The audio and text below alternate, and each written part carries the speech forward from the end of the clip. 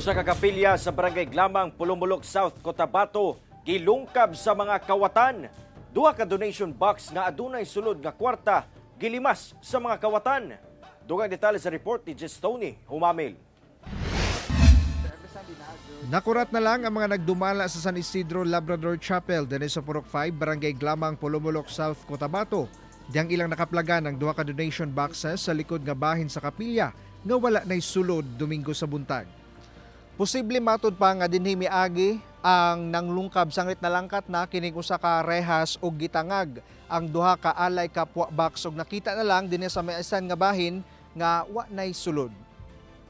Sa likod na hinarbisan na nagtugway ditog baka, nakita niya nga uy unsa man ni mga box sa simbahan, pero katoliko lang gyapon tong nagtugway dito nga wala nay sulod, bungkag na siya.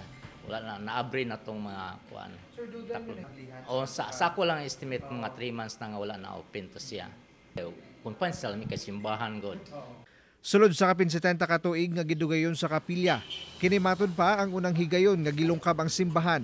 Doon na ginalantaw ang Barangay Council sa responsable sa pagpanglungkab. Apan ila pa kining gipaimbestigahan sa otoridad. Amo asang gipa-verify kung siya bagyod. Coins lang gid ang gikuha. And then, ang ilang giguba nga grills, bata ra po yung makasulod at na tao nga naglingkod diha, mga 2 days before to nahitabo daw, dra galingkod, street jud duha ka adlaw. So, apil po to sila sa amo ang ginapa-investigaran karon. Una ni Ana, usasab ka computer shop sa lugar ang gilungkab sa duha ka menor de edad nga suspect. Gilansab nila gipatawag ang maginikanan sa maong mga bata. Hinuon 24/7 man daw ang pagpatrolya sa ilang mga tanod sa lugar.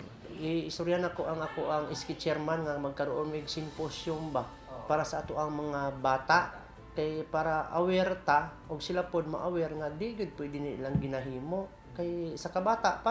Kauban si Bong Vicencio sa kamera.